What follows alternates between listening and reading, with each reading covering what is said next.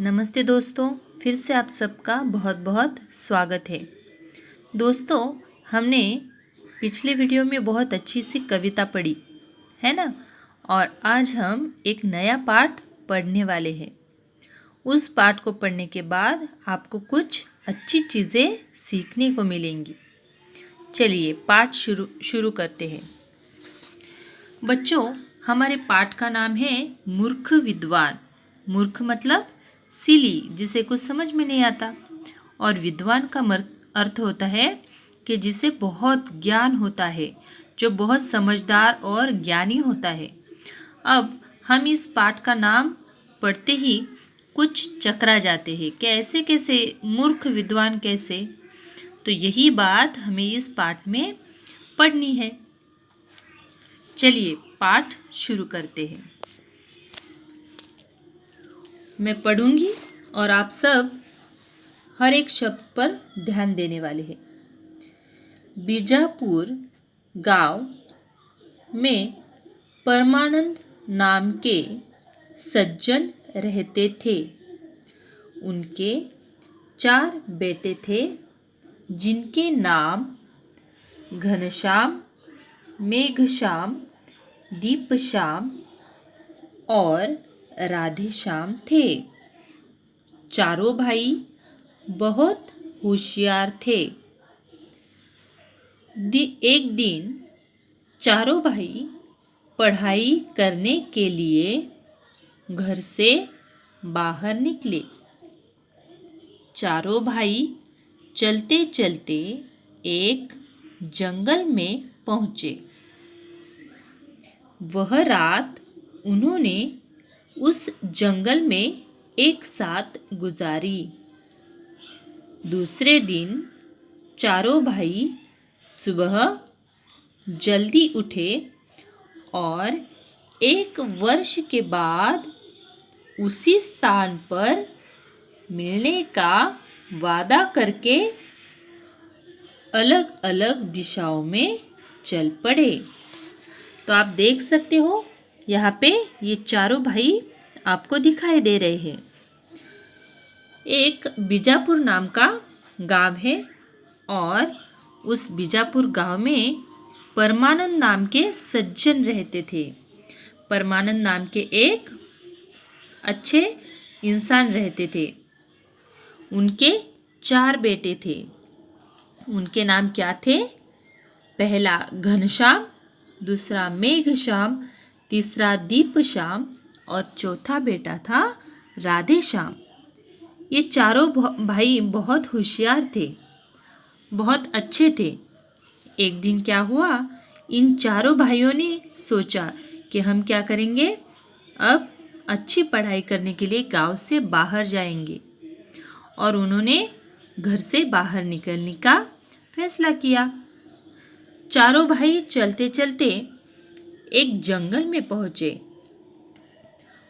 तो तब के समय में क्या नहीं थे, गाड़ियाँ या फिर कोई जो आने जाने का जो गाड़ियाँ या फिर हम आज जो इस्तेमाल करते हैं वो सारी चीज़ें नहीं होती थी। तो वह पैदल ही अपने घर से बाहर निकले। चलते चलते वो कहाँ पे पहुँचे? एक जंगल में। और वहीं पे उन्हें रात हो गई। उन्होंने सोचा रात भर हम क्या करेंगे, यहीं पे रुकेंगे। तो वहाँ पे ही उन्होंने वह रात गुजारी और सुबह जल्दी उठे। उठने के बाद उन चारों भाइयों ने यह फैसला किया कि हम सब अलग अलग दिशा में, अलग अलग स्थानों पर अलग अलग ज्ञान सीखने के लिए जाएंगे। और उन्होंने एक दूसरे से एक वादा भी किया। क्या? कि बराबर 1 वर्ष के बाद, 1 साल के बाद वो सभी जहाँ से वो अलग अलग हो गए थे वहीं पर वो सब मिलेंगे। और फिर उन्होंने एक दूसरे से वादा किया। एक दूसरे को अलविदा कहने के बाद वो अलग अलग दिशा में चलने लगे, चल पड़े। आगे देखिए क्या होता है। 1 वर्ष पूरा होने के बाद जंगल में उसी स्थान पर वे चारों भाई मिले। चारों भाइयों ने भिन्न भिन्न विषयों का ज्ञान प्राप्त किया था। वे आपस में बात करते करते घर वापस जा रहे थे। इतने में रास्ते में उन्होंने एक जगह मरे हुए शेर की हड्डियों का कंकाल देखा।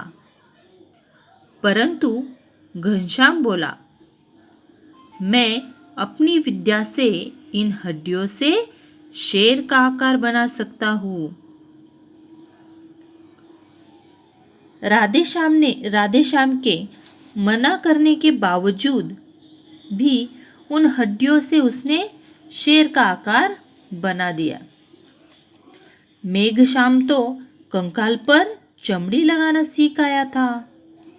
वह बोला, इसमें कौन सी बड़ी बात है, मैं इसके ऊपर अपनी सीखी हुई विद्या से चमड़ी लगा सकता हूँ। यह सुनते ही राधेश्याम ने उसे भी बहुत समझाया, लेकिन वह नहीं माना और शेर के आकार पर चमड़ी लगा दी। देखिए, 1 वर्ष पूरा हो गया। उन्होंने अपने अपने जो ज्ञान है वो पूरा कर लिया था। उनकी पढ़ाई हो चुकी थी। उसके बाद सबने जो वादा किया था उसी जगह पर मिलने का, वो सारे उसी स्थान पर मिले और अच्छे से अपनी अपनी अच्छी अच्छी बातें करते हुए क्या कर रहे थे, घर वापस जा रहे थे। इतने में क्या हुआ, रास्ते में उन्हें एक मरे हुए शेर की हड्डियों का कंकाल देखा। उन्होंने क्या देखा, मरे हुए शेर की हड्डियों का कंकाल।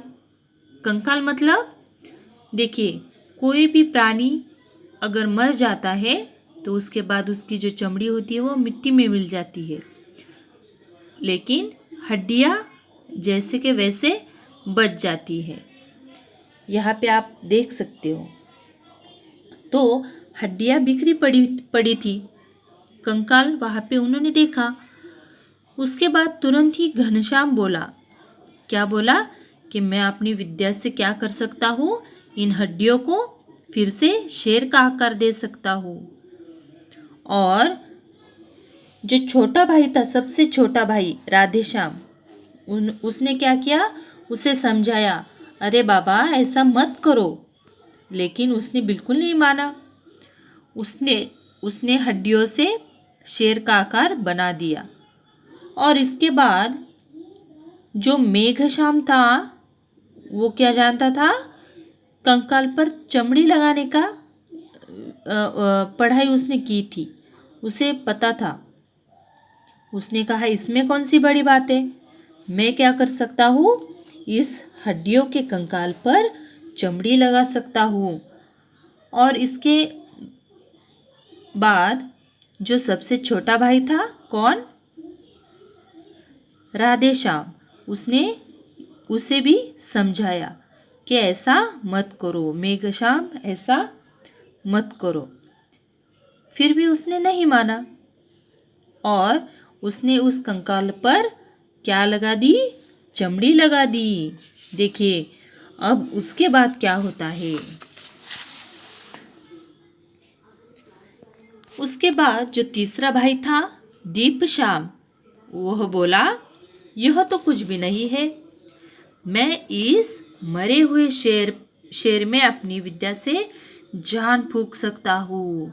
देखिए ये तीनों भाई बहुत ही विद्वान थे और उन्होंने क्या किया, अपनी विद्या का प्रदर्शन वहीं पे करना शुरू कर दिया। परंतु सबसे जो होशियार था राधेश्याम, ये क्या कर रहा था, सबको, अपने भाइयों को समझा रहा था, ऐसा मत करो। परंतु ये भाई जो थे, ये तीनों बिल्कुल नहीं मान रहे थे। पहले राधेश्याम ने घनश्याम और मेघश्याम की बातों का विरोध किया था, फिर भी वे दोनों नहीं माने थे। अब उसने दीपश्याम को भी रोका। मरे हुए शेर में जान फूंकने को साफ मना कर दिया, लेकिन दीपश्याम मानने को तैयार न हुआ। फिर राधेश्याम बोला, मैंने तुम सबको बहुत रोका। अब यदि तुम मेरी बात नहीं मानना चाहते हो तो एक काम करो, मुझे पेड़ के ऊपर चढ़ जाने दो, फिर अपनी विद्या का प्रदर्शन करो। सबने इसको माना। राधेश्याम पेड़ पर चढ़कर बैठ गया। तीसरे भाई ने अपनी विद्या से मंत्र पढ़कर शेर में जान फूंक दी। शेर जिंदा हो गया और जिंदा होकर तीनों भाइयों को खा गया। पेड़ पर बैठा हुआ राधेश्याम अपने भाइयों के लिए बहुत दुखी हुआ। अपनी विद्या का प्रदर्शन गलत जगह पर करने से राधेश्याम के भाइयों को अपनी जान देनी पड़ी। आप यहाँ पे देख सकते हो कि राधेश्याम जो है छोटा भाई, उसने इन तीनों भाइयों को बहुत समझाया कि ऐसा मत करो, इससे तुम्हारी जान को खतरा होगा। परंतु ये तीनों भी विद्वान तो थे, परंतु क्या थे? मूर्ख विद्वान। कैसे विद्वान थे? मूर्ख विद्वान। और उन्होंने राधेश्याम की बात नहीं मानी। फिर उसके बाद राधेश्याम ने क्या कहा, अब तुम नहीं मानना चाहते तो एक काम करो, मुझे पेड़ पर चढ़ने दो, उसके बाद अपनी विद्या का प्रदर्शन करो।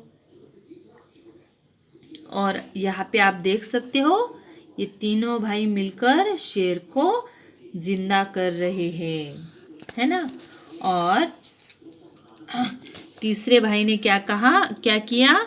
दीपश्याम ने उस शेर में जान फूंक दी। अब आप सबको पता है, शेर तो क्या होता है? जंगली जानवर, है ना।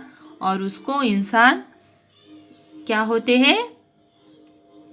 पसंद नहीं, या फिर उसके सामने जो भी आता है वह उसे मारता है या खा जाता है कि नहीं।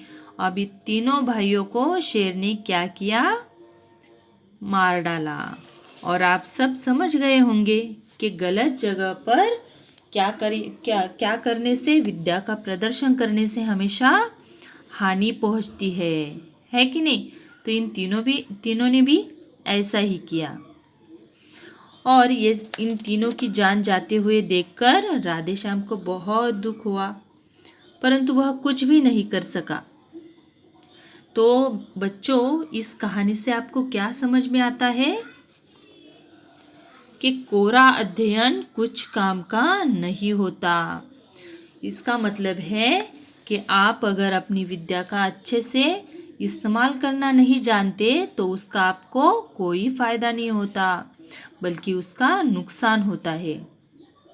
तो आपको भी याद रखना है कि जब भी आप कुछ नया सीखें तो उसे धीरे धीरे किस तरह से इस्तेमाल करना है ये आपको समझना पड़ेगा, है कि नहीं।